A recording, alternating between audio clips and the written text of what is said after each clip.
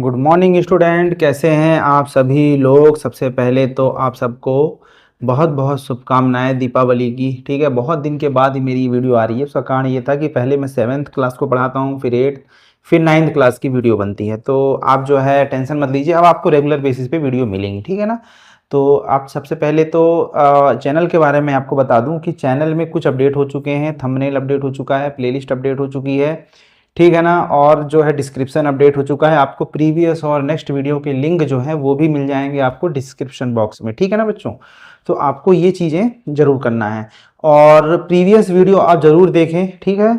किसी भी next video को देखने से पहले आपको प्रीवियस वीडियो का देखना बहुत जरूरी है, क्योंकि एक दूसरे से वीडियो क्या होते हैं, लिंक होते हैं। अगर आपने बिना प्रीवियस वीडियो देखे अगर आप अगली क्लास में आएंगे तो आपको कुछ भी समझ नहीं आएगा, विश्वास मानिए, ठीक है ना।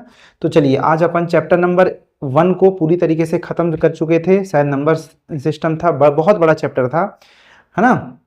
अब अगला चैप्टर अपना कौन सा, पॉलिनोमियल। ये बेसिकली अलजेब्रा का पार्ट है। अलजेब्रा अपन 6th क्लास से ही पढ़ते आ रहे हैं। इक्वेशंस पहले अपन ने पढ़ी, है ना। मतलब अलजेब्रा का जो भी अपना पोर्शन था वो उसका पाला जो है, अलजेब्रा से अपना जो पाला पड़ रहा है, मेरे कहने का मतलब ये है कि वो 6वीं क्लास से ही पढ़ता जा रहा है। 6वीं से 7वीं 8वीं और आपको अब 9वीं कक्षा में पढ़ना है, ठीक है ना। तो 6th क्लास में अपने क्या पढ़ा था, इक्वेशंस पढ़ी थी, है ना। इक्वेशंस क्या होती हैं, इक्वेशन को सॉल्व कैसे करते हैं, बेसिक रिव्यू उसका देखा था।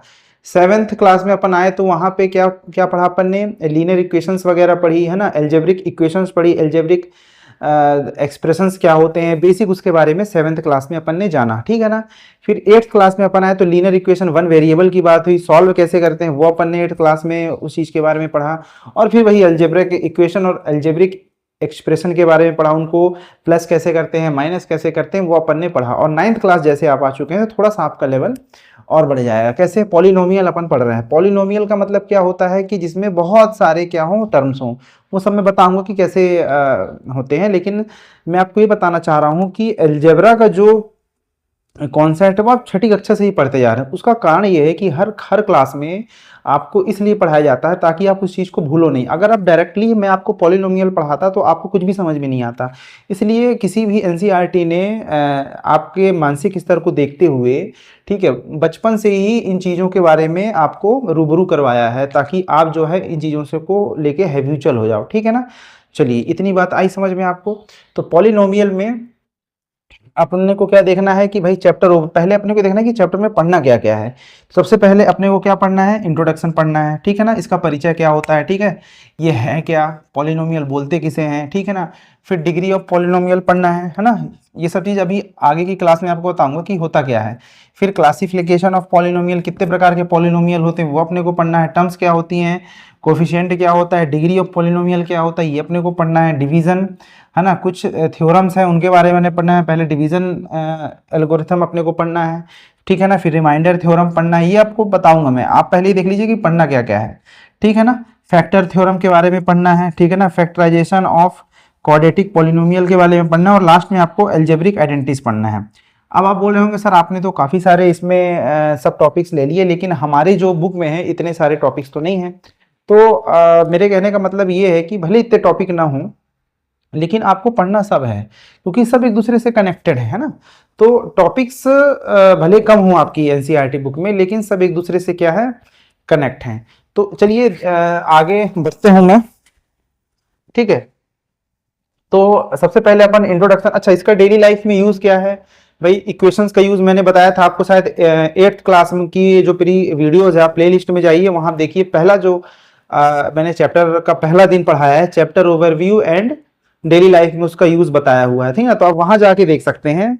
तो वहां मैंने क्या बताया था कि जो भी इस प्रकार की इक्वेशंस आपको दिखे, जो भी एक्सप्रेशन दिखता है, इसका मतलब क्या होता है, कोई भी चीज अननोन है ना, उसको फाइंड कैसे करना है ये अपने को पता चलता है। कि जैसे आपने देखा होगा कि एज वाले जो क्वेश्चन होते हैं कि पिता की एज 5 साल में इतनी हो जाती है, 2 साल में इतनी आती है, पिता की एज पुत्र की दोगुनी है या 2 टाइम्स है या 3 टाइम्स है, ठीक है ना। तो इस तरीके के क्वेश्चन को सॉल्व करने के लिए हमें इक्वेशन या पॉलिनोमियल की जरूरत पड़ती है। अच्छा, इनके डिवीजन, सब्सट्रैक्शन और मल्टीप्लिकेशन कैसे होता है, इनको सरल कैसे किया जाता है, इक्वेशन को सॉल्व कैसे किया जाता है, ये भी अपन इस पॉलिनोमियल में सीखेंगे, ठीक है ना। तो सबसे पहले डेली लाइफ में यूज आप जो है 8th क्लास की जो वीडियो वो आप देख सकते हैं, सेम एज इट इज इसका यूज वही है जो मैंने आपको उस क्लास में बताया था। ठीक है, अब अपन पहला जो पार्ट है इसका इंट्रोडक्शन में जाने से पहले मैं आपको बता दूं कि पॉलिनोमियल बोलते किसे हैं। पॉली का मतलब होता है बहुत सारे, ठीक है ना, मैनी, और नोमियल का मतलब होता है टर्म्स, मतलब जिसमें बहुत सारे टर्म्स हो। टर्म्स किसे बोलेंगे, जैसे एक टर्म ये हो गया, 2 टर्म, 3 टर्म, 4 टर्म, है ना, मतलब इसमें क्या है 4 टर्म्स है। इसमें कितने 1 2 3 4 टर्म्स इसमें है ना। इसमें कितने टर्म 1 2 3 4 5, मतलब आप देख सकते हैं कि बहुत एक से ज्यादा टर्म्स हैं, है ना। इससे पहले जो अपन ने पढ़ा था उसमें 2 या 3 टर्म्स में इक्वेशंस या जो भी एल्जेब्रिक एक्सप्रेशंस वहाँ खत्म हो जाते थे, लेकिन यहाँ पे आपको क्या करना है, यहाँ पे आपको इतने सारे टर्म्स के बारे में पढ़ना है, ठीक है ना। तो पॉलिनोमियल का मतलब क्या होता है, जिसमें काफी सारे टर्म्स हों उसे अपन क्या बोलेंगे, पॉलिनोमियल। तो सबसे पहले अपने को एल्जेब्रिक एक्सप्रेशन के बारे में पढ़ना है, ठीक है ना। एक्सप्रेशन को पढ़ने से पहले मैं बता दूं, आपने एल्जेब्रिक इक्वेशन पढ़ी होगी। तो एल्जेब्रिक इक्वेशन और एल्जेब्रिक एक्सप्रेशन में फर्क है। देखिए इक्वेशन का मतलब क्या है, यदि मैं यहाँ पे जीरो लगा देता हूँ इक्वल टू करके, ठीक है ना, यहाँ पे अगर मैं जीरो लगा दूं तो ये क्या बन जाएगी आपकी एल्जेब्रिक, ठीक है ना, इक्वेशन। जहां भी इक्वेशन का मतलब आता है वहां पे मतलब है कि भाई आपको इक्वल टू एलएचएस और आरएचएस को बराबर के दोनों पक्षों में रखना है। ये इसका क्या हो गया आपका एलएचएस पार्ट, और ये क्या हो गया इसका आरएचएस पार्ट। दोनों को इक्वल टू के इधर उधर रख देंगे तो बन जाएगी इक्वेशन। लेकिन यहाँ पे क्या बोला है, एल्जेब्रिक एक्सप्रेशन, मतलब यहाँ पे जीरो नहीं होगा, ठीक है ना। इसको मैं इरेज कर देता हूँ, नहीं तो आपको क्या होगा, कंफ्यूजन होगा, ठीक है।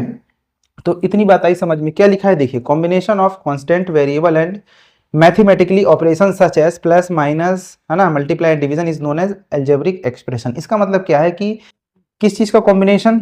सबसे पहले आप ये देखिए कि यहाँ पे क्या लिखा हुआ है, कांस्टेंट एंड वेरिएबल। आपको बता चुका हूं मैं कि कांस्टेंट क्या होते हैं, वेरिएबल क्या आपने प्रीवियस क्लास में और इससे भी प्रीवियस क्लास में बहुत पढ़ा होगा, लेकिन मैं फिर बता देता हूं कि कांस्टेंट किसे बोलेंगे, जैसे 7 2 4 जितने भी नंबर्स हैं उन्हें अपन क्या बोलते हैं, कांस्टेंट बोलते हैं, ठीक है ना। ये सब क्या कहलाते हैं, कांस्टेंट। 7 2 4 ये सब क्या कहलाएंगे, आपके कांस्टेंट कहलाएंगे, क्योंकि इनका वैल्यू नहीं बदलती है, ठीक है ना, इनकी वैल्यू क्या होती नहीं बदलती। देन किसका कॉम्बिनेशन, वेरिएबल का कॉम्बिनेशन। देखिए जो भी ये x लिखा है ना यहाँ पे, ये सब क्या कहलाएंगे, आपके वेरिएबल्स कहलाएंगे, ठीक है ना। x क्या कहलाएंगे, आपके वेरिएबल्स, ठीक है। और जो भी नंबर्स हैं, जो भी नंबर्स लिखे हुए हैं वो क्या कहलाएंगे, कांस्टेंट। वेरिएबल्स का मतलब है इनकी वैल्यू बदलती रहती है समय के साथ, ठीक है ना, इसे अपन बोलेंगे वेरिएबल्स, एंड इसको बोलेंगे कांस्टेंट, ठीक है। सच एज प्लस माइनस, मतलब ये तो रहेंगे ही, साथ में साथ ही साथ इसमें कौन कौन से ऑपरेशन होंगे, मैथमेटिकली ऑपरेशन। इसका मतलब ये है कि प्लस माइनस मल्टीप्लाई और डिवीजन ये भी इसमें शामिल होगा। ये सबका कॉम्बिनेशन ही क्या कहलाएगा, आपका एल्जेब्रिक एक्सप्रेशन, ठीक है ना। अब आप बोलोगे सर इसमें प्लस तो है, मल्टीप्लाई नहीं दिख रहा, डिवीजन भी है, ठीक है ना। यहाँ आप कहीं भी अगर मैं माइनस लगा देता हूं तो यहाँ माइनस भी है, लेकिन मल्टीप्लीकेशन का आपको समझ में नहीं आ रहा। तो मैं आप ये देखिए, यदि मैं लिख रहा हूँ 7 इंटू 7x, इसका मतलब क्या है कि इसको मैं ऐसे लिख सकता हूँ 7 इंटू एक्स, यहाँ पे मल्टीप्लीकेशन भी है, ठीक है ना। तो अगर कहीं पे 7x लिखा है, इसका मतलब क्या है कि इसका मतलब ये है कि 7 इंटू एक्स, इसका मतलब है ना, यहाँ पे क्या है, मल्टीप्लीकेशन है। तो एल्जेब्रिक एक्सप्रेशन आपको समझ में आया। फिर अपन पॉलिनोमियल की बात करते हैं ना, कि एल्जेब्रिक एक्सप्रेशन को मैंने क्यों समझाया, ताकि आपको पॉलिनोमियल उनमें दोनों में डिफरेंस समझ में आए कि भाई दोनों में डिफरेंस है, ठीक है ना। क्या लिखा हुआ है, an algebraic expression where the power of variable is always a non negative and positive integer. ये आप बड़ी ध्यान से पढ़िए इसको, power of variable. Power of variable मतलब वेरिएबल क्या है, एक्स, है ना। Power of variable is always non negative और positive integer. Non negative and positive integer का मतलब क्या है कि जो भी पावर होगी वेरिएबल की, ये निगेटिव नहीं होनी चाहिए, है ना। मतलब अगर मैं लिख दूं कि भाई x की पावर -1, यदि लिख दूं x की पावर -2 लिख दूं, अगर ये पावर्स आ गई मतलब ये पॉलिनोमियल नहीं है ना। जैसे देखिए इसमें लिखा है 5/x², इसको मैं लिख सकता हूं, क्या लिख सकता हूं इसको मैं, 5x की पावर -2 ये लिख सकता हूं। आपने पढ़ा था ना ये वाला x माइनस, इसको ऐसे लिख सकता हूं ना मैं, है ना। तो एक्सपोनेंट्स, जब अपन एक्सपोनेंट की प्रॉपर्टी पढ़े थे तब अपन ने इस चीज को पढ़ा था, ठीक है ना। तो इस क्या कहा है कि पावर ऑफ वेरिएबल क्या होना चाहिए, पॉजिटिव होना चाहिए भैया, इसके अलावा कुछ नहीं होना चाहिए, उसी को अपन बोलेंगे पॉलिनोमियल। देखिए यहाँ पे देखिए x की पावर क्या है, यहाँ पे x की पावर 2 है, यहाँ पे x की पावर 1 है, ठीक है ना। ये इसको देखिए आप, ये पावर्स को देखिए आप, क्या है, ये पॉजिटिव है, ठीक है। तो इसे अपन क्या बोलेंगे, पॉलिनोमियल बोलेंगे, ठीक है। और साथ ही साथ क्या होना चाहिए, इंटीजर होना चाहिए। आप ऐसे बोल दोगे सर ऐसे भी तो हो सकता है 3x की पावर, यदि मैं लिख दूं 0.7, तो ये भी तो पॉलिनोमियल नहीं हो सकता भाई, क्योंकि 0.7 क्या है, जरूर एक पॉजिटिव है लेकिन इंटीजर नहीं है, ये इंटीजर होना चाहिए। इसलिए मैं क्या बोला, non negative and positive integer की बात हो रही है यहाँ पे, ना डेसिमल की बात हो रही है ना किसी चीज की बात हो रही है, ठीक है ना। तो ये भी क्या होगा, पॉलिनोमियल नहीं होगा। अगर इस तरीके से पावर दिखे तो पॉलिनोमियल नहीं होगा, ठीक है ना। आगे अपन कुछ एग्जांपल मैं आपको और बताऊंगा स्टैंडर्ड, जिससे आपको समझ में आएगा, ठीक है ना। फिर यदि मैं बोल दूं कि भाई ये बताओ कि x की पावर 1/2, अगर मैं लिख दूं 5x की पावर 1/2 की पावर में 2 इंटू 3x की पावर 3, क्या ये पॉलिनोमियल है? तो आप बोलेंगे सर बिल्कुल नहीं, क्योंकि यहाँ तो x की पावर 1/2 लिखी है और आपने अभी बताया कि x की पावर 1/2 नहीं होना चाहिए, क्योंकि ये डेसिमल के फॉर्म में या फ्रैक्शन के फॉर्म में है, जबकि वेरिएबल की जो पावर होती है वो किस में होगी, आपकी इंटीजर में होगी, ठीक है ना। तो लेकिन मैंने बोला नहीं बेटा ध्यान से देखो, तो आपने जब ध्यान से देखा तो आपको समझ में आया कि हाँ इसमें तो कुछ गड़बड़ लग रही है, क्योंकि ये इंटू 2 से 2 कैंसिल हो जाएगा और 3x³ तो ये हो जाएगा 5x प्लस 3x³, है ना। तो आप ये देखिए आपका ये एक्सप्रेशन किसमें कन्वर्ट हो गया, इसमें, और ये बिल्कुल एक पॉलिनोमियल है। तो इसका मतलब ये है कि आपको थोड़ा सा अगर सॉल्व भी उसको, आप उसको ये भी देखिए कि वो चीजें सॉल्व हो रही है कि नहीं हो रही है। अगर उसको सॉल्व हो रही हैं तो आप उसको पहले सॉल्व करके सिंपलेस्ट फॉर्म में लेके आइए, फिर आप डिसाइड कीजिए कि वो पॉलिनोमियल है कि नहीं है, ठीक है ना। इतनी बात आई समझ में। तो चलिए इसको जल्दी से नोट कीजिए, फिर अपन आगे बढ़ते हैं। चलिए अपन आगे बढ़ते हैं बच्चों। क्या पढ़ रहे थे अपन, पॉलिनोमियल। देखिए पॉलिनोमियल में एक अगला टॉपिक है standard form of polynomial. Polynomial तो अपन पढ़ चुके हैं कि क्या होता है कि जिनकी जो वेरिएबल उनकी पावर अगर पॉजिटिव इंटीजर है तो उसे अपन क्या बोलेंगे, पॉलिनोमियल। लेकिन अपन को अगर इसका स्टैंडर्ड फॉर्म पूछा जाए या एग्जाम में आपको ऑप्शन दिए जाए, बोला जाए कि बताइए भाई पॉलिनोमियल का स्टैंडर्ड फॉर्म है क्या, तो आप कैसे बताओगे। देखिए क्या लिखा हुआ है, a polynomial in expressed either in ascending power, इसको आप थोड़ा ध्यान से पढ़िए, असेंडिंग पावर ऑफ वेरिएबल और in descending power of variable. इसका मतलब क्या है कि भाई पावर तो पॉजिटिव इंटीजर रहेंगी ही, लेकिन असेंडिंग और डिसेंडिंग ऑर्डर में रहनी चाहिए पावर्स, तो ही वो क्या कहलाएगा, स्टैंडर्ड फॉर्म ऑफ पॉलिनोमियल। कैसे, जैसे अपन एग्जांपल के थ्रू समझें इसको, तो देखिए आप कोएफिशिएंट को भूल जाइए, ये सब क्या कहलाते हैं, कोएफिशिएंट। 3 7 बताऊंगा अभी, रुक जाओ, है ना। क्या है 3x की पावर 5, देखिए ये क्या है, डिसेंडिंग ऑर्डर में इसकी पावर देखिए, ये क्या है वेरिएबल, इसकी पावर है 5, इसकी पावर है 4, इसकी पावर है 3, इसकी पावर है 2, इसकी पावर है 1। इसका मतलब क्या है कि ये क्या है, डिसेंड कर रहा है 5 4 3 2 1, मतलब वेरिएबल की जो पावर है वो डिसेंडिंग ऑर्डर में है, तो इसे बोलेंगे क्या, स्टैंडर्ड फॉर्म। ये क्या हो गया आपका, स्टैंडर्ड फॉर्म हो गया। लेकिन यदि असेंडिंग ऑर्डर में भी है ना, मैं देखिए असेंडिंग ऑर्डर में भी है, जैसे x की पावर 0, x की पावर 1, x की पावर 2 3 4, मतलब ये क्या है, असेंडिंग ऑर्डर में है, ठीक है ना, 0 1 2 3 4। तो इसे भी क्या बोलेंगे अपन, स्टैंडर्ड फॉर्म ऑफ पॉलिनोमियल। इतनी बात आई समझ में। यदि मैं ऐसा लिख देता कि भाई 5x की पावर 4 प्लस 3x की पावर 2 प्लस 5x की पावर 5, क्या ये स्टैंडर्ड फॉर्म है पॉलिनोमियल का, तो आप बोलेंगे बिल्कुल नहीं। क्यों नहीं, क्योंकि देखिए 4 है, फिर 2 है, फिर 5 है, पहले 4 था, फिर 2 आ गया, फिर 5 आ गया। इसका मतलब यहाँ से यहाँ तक डिसेंडिंग ऑर्डर है, फिर यहाँ से यहाँ तक असेंडिंग ऑर्डर है। इसका मतलब ये क्या है, स्टैंडर्ड फॉर्म ऑफ पॉलिनोमियल बिल्कुल भी नहीं है। तो ये चीज़ तभी कहलाएगी जब जो भी वेरिएबल्स उनकी पावर्स क्या रहें, असेंडिंग ऑर्डर में रहे या डिसेंडिंग ऑर्डर में रहें, ठीक है ना। इतनी बात आई आपको समझ में। फिर कोएफिशिएंट, कोएफिशिएंट क्या होते हैं, जो भी वेरिएबल के साथ जो भी चीज़ लिखी होती है उसे अपन क्या बोलते हैं, कोएफिशिएंट। जैसे x की पावर 5 का कोएफिशिएंट क्या होगा, 3, इसकी बात कर रहा हूँ, ठीक है ना। फिर x की पावर 4 का कोएफिशिएंट क्या होगा, 7, x की पावर 3 का कोएफिशिएंट क्या होगा, 2, x की पावर 2 का कोएफिशिएंट क्या होगा, 3, x की पावर 1 का कोएफिशिएंट क्या होगा, 5, ठीक है। तो जो भी वेरिएबल के साथ लिखा होगा उसे अपन क्या बोलेंगे, कोएफिशिएंट बोलेंगे, ठीक है। तो ये तो बात हो गई स्टैंडर्ड। लेकिन अब ये चीजें बदलती रहेंगी, ठीक है ना। तो ऐसा तो नहीं है कि अब मैंने यहाँ पे 7 लिख दिया है, 4 लिख दिया, 2 लिख दिया, तो हमेशा भाई नंबर तो बदलते रहेंगे। ये 10 तो एक जनरल फॉर्म होता है इसका, जो यहाँ लिखा है general standard form of the polynomial, कि मतलब यहाँ पे कोई भी चीज आ सकती है, जैसे A0 A1 ये क्या है, कोफिशिएंट्स हैं, ठीक है ना। और कोफिशिएंट के साथ साथ क्या है, कांस्टेंट भी है ना। तो जो भी इसके जो ये क्या है, वेरिएबल्स हैं, तो इसके बगल में जो चीज लिखी है क्या है, कांस्टेंट कोफिशिएंट कहलाते हैं। तो अगर मैं इसका जनरल फॉर्म की बात करूं तो क्या होगा, A1 A0 A1x A2x square A3x square, ऐसे करते करते AN x की पावर n, मतलब इस फॉर्म में अपना पॉलिनोमियल का स्टैंडर्ड फॉर्म चलेगा, ठीक है ना। इसे अपन बोलते हैं जनरल स्टैंडर्ड फॉर्म। साथ ही साथ इसमें एक बहुत इंपॉर्टेंट टर्म लिखी है कि an is not equal to zero. an is not equal to zero का मतलब क्या है कि ये वाला जो टर्म है वो जीरो नहीं होना चाहिए। इसका मतलब क्या है कि जो भी हाईएस्ट पावर होगी x की जो हाईएस्ट पावर होगी उसका कोफिशिएंट जीरो नहीं होना चाहिए। इतनी बात आई समझ में। जैसे कि x की पावर 5 ये हाईएस्ट पावर है, इसका कोफिशिएंट जीरो नहीं है, ठीक है ना। यहाँ पे x की हाईएस्ट पावर क्या है, 4 है, इसका कोफिशिएंट जीरो नहीं है, ठीक है ना। फिर क्या लिखा हुआ है, and A0 A1 A2 A3 are coefficient of variable, ठीक है ना। ये क्या कहलाएंगे, कोफिशिएंट कहलाएंगे, एंड वेरिएबल क्या कहलाएंगे, सब वेरिएबल कहला जाएंगे, ठीक है। अब अगर मैं बात करूं कि भाई आप इसको ये जो आपका जनरल स्टैंडर्ड फॉर्म लिखा है और आपका जो स्टैंडर्ड फॉर्म लिखा है, अगर इनकी मैं कंपैरिजन करूं, ठीक है ना, इनकी मैं क्या करता हूं, कंपैरिजन करता हूं। तो मैं बोलूं कि भाई ये बेसिकली क्या लिखा हुआ है, तो ये लिखा हुआ है ए की A5 x की पावर 5, क्योंकि यहाँ पे पावर 5 है, तो पावर 5 के आगे क्या आएगी, a की पावर 5 आएगी। a की पावर नहीं, a बेस में 5 आएगा।